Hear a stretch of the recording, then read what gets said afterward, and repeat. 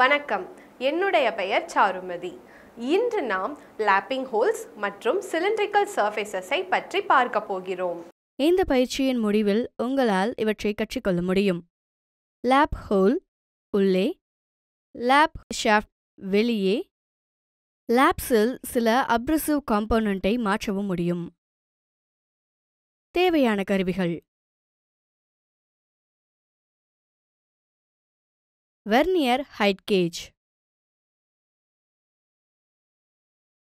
Vernier calliper,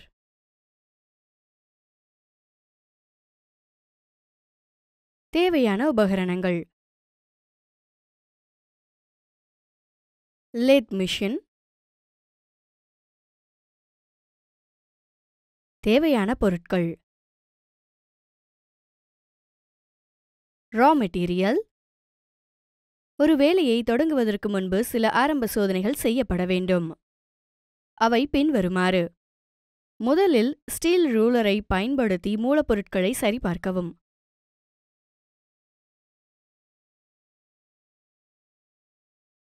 இணைத்தன்மை மற்றும் செங்குத்துத்தன்மையை பராமரிக்கும் ஒட்டுமொத்த அளவு பகுதி 1 ஐ ஃபைல் செய்யவும். இணைத்தன்மை மற்றும் செங்குத்துத்தன்மையை பராமரிக்கும் ஒட்டுமொத்த அளவு பகுதி 2 இல் ஃபைல் செய்யவும். இரண்டு பாகங்களையும் ஃபைலிங் செய்வது முடிந்ததும் அனைத்து பகுதிகளையும் மார்க்கிங்குக்கு தயார் செய்யுங்கள்.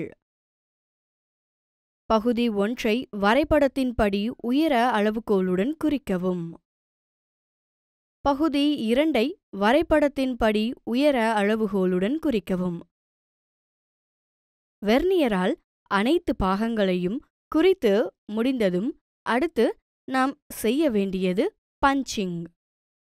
பகுதி 1 இல் பஞ்ச் விட்னஸை குறிக்கவும். பகுதி 2 இல் பஞ்ச் விட்னஸை குறிக்கவும். மூலப்பொருட்கள் பரிசோதிக்கப்பட்டு அனைத்து பாகங்களும் ஃபைலிங் செய்யப்பட்டு பின்னர் அவை வெர்னியர் ஹைட் கேஜ் மூலம் குறிக்கப்பட்டு இறுதியில் விட்னஸ் மார்க்கில் பஞ்ச் செய்யப்பட்டுள்ளன. இப்போது அனைத்து ஆரம்ப சோதனைகளும் முடிந்துவிட்டன. அடுத்து செல்வோம். வரைபடத்தின்படி பகுதி 1 இல் பார்டரை குறிக்கவும்.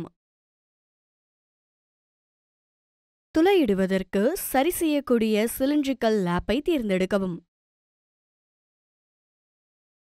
சிலிண்ட்ரிக்கல் லாப்பில் அப்ரசிவ் காம்போனண்ட்டை மாற்றவும்.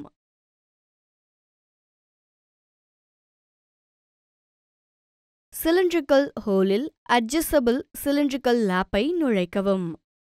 லாப் ஃபார்வர்ட் கீயை முன்னோக்கி சுழற்றி ஓட்டைக்குள் தள்ளவும். இது கடிகார திசையில் இயக்கத்தை அளிக்கிறது. நோட்: லாப்பிங்கின் போது லாப்பை அகற்றக்கூடாது. ஜாபை லாப்பிலிருந்து அகற்றும்போது கடிகார திசையில் சுழற்றி வெளியே எடுக்கவும். மென்மையான துணியால் துடைக்கவும்.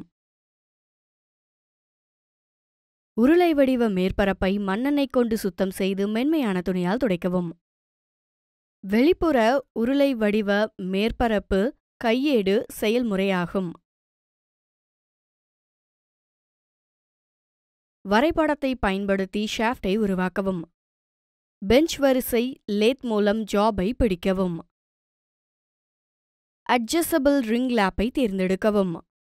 சிராய்ப்பு சேர்மத்தை சரிசெய்யக்கூடிய அட்ஜஸ்டபிள் ரிங் லாப்பை சார்ஜ் செய்யவும். சிலிண்ட்ரிக்கல் சர்ஃபேஸில் அப்ரசிவ் ரிங் லாப்பை நுழைக்கவும்.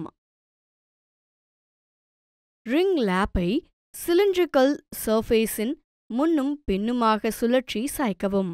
லாப்பிங் செய்யும்போது மென்மையான அழுத்தத்தை கொடுக்கவும். உருளை வடிவ மேற்பரப்பை மண்ணெண்ணெய் கொண்டு சுத்தம் செய்து மென்மையான துணியால் துடைக்கவும். உலோக பாகங்களின் கிராஃப்டிங்கை நாம் வெற்றிகரமாக முடித்துள்ளோம். இப்போது நாம் அதை அசெம்பிள் செய்ய போகிறோம். வெர்னியர் மைக்ரோமீட்டரை கொண்டு ஷாஃப்ட் சைஸை சரிபார்க்கவும். ஷாஃப்டை ஹோலுக்குள் பொருத்தி பார்க்கவும். ஒரு மெல்லிய கோட் எண்ணெயை தடவி மதிப்பீட்டிற்காக பாதுகாக்கவும்.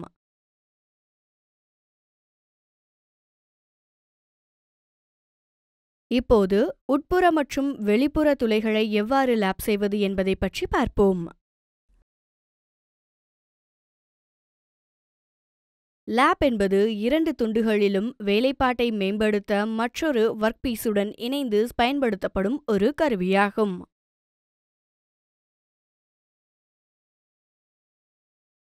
லேப்புகள் பல அளவுகள் மற்றும் வடிவங்களில் கிடைக்கின்றன, ஆனால் அவை அனைத்தும் ஒரே வழியில் செயல்படுகின்றன.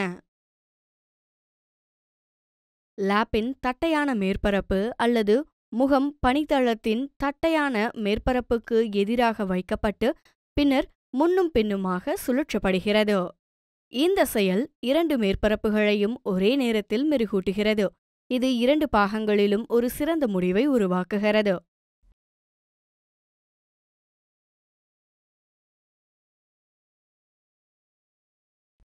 லேப் ஆனது 2 வகைப்படும்: internal and external. Internal lap துளைகளின் உட்புற மேற்பரப்பை மெருகூட்ட பயன்படுத்தப்படுகின்றன. அதே நேரத்தில் எக்ஸ்டர்னல் லேப் ஒரு ஒர்க்பீஸின் வெளிப்புற மேற்பரப்பை மெருகூட்ட பயன்படுத்தப்படுகின்றன. இந்த 2 வகைகளுக்கும் இடையேயான வேறுபாடு என்னவென்றால், இன்டர்னல் லேப்புகள் ஒரு விரிந்த விளிம்பை கொண்டுள்ளன.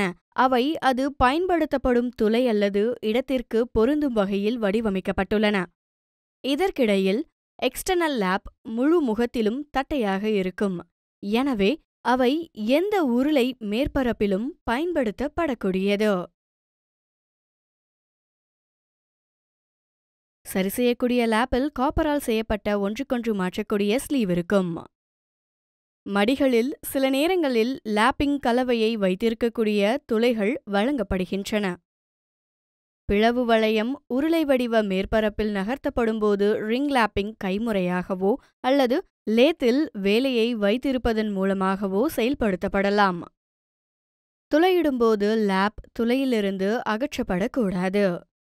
மேலும் லேப் துளையின் முழு நீளத்திற்கும் பயணிக்க வேண்டும். தட்டும்போது ரிங் லேப் ஒர்க்பீஸ் முன்னும் பின்னுமாக சரி செய்ய வேண்டும். ஒரே நேரத்தில் மடியை மாற்று திசைகளில் சுழற்ற வேண்டும். நோட்: பெரிய விட்டம் கொண்ட லேப்பிங் செய்ய சிறப்பு லேப்புகள் தயாரிக்கப்பட்டு பயன்படுத்தப்படலாம். இப்போது லேப்பிங் செய்யும்போது கடைபிடிக்க வேண்டிய முன்னெச்சரிக்கைகள் என்னவென்று பார்ப்போம். லேப்பிங் செய்யும்போது ஒரே இடத்தில் இருக்கக்கூடாது. லேப்பை எப்போதும் ஈரப்பதமாக வைத்திருங்கள். லேப்பிங் செய்யும்போது புதிய அப்ரெசிவ் சேர்க்க வேண்டாம். தேவைப்பட்டால் ரீசார்ஜ் செய்யவும். லேப்பிங் செய்யும்போது அதிக அழுத்தம் கொடுக்க வேண்டாம். பாதுகாப்பு முன்னெச்சரிக்கைகள் கடைபிடிக்கப்பட வேண்டும்.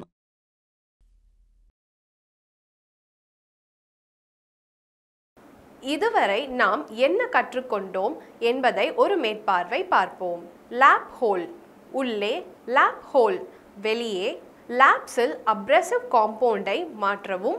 3 புள்ளிகளையும் இன்டர்னல் மைக்ரோமீட்டர் மூலம் ஹோல் சைஸை சரிபார்க்கவும். வெர்னியர் மைக்ரோமீட்டர் மூலம் ஷாஃப்டை சரிபார்க்கவும். ஷாஃப்ட் மற்றும் ஹோலை பொருத்தி பார்க்கவும்.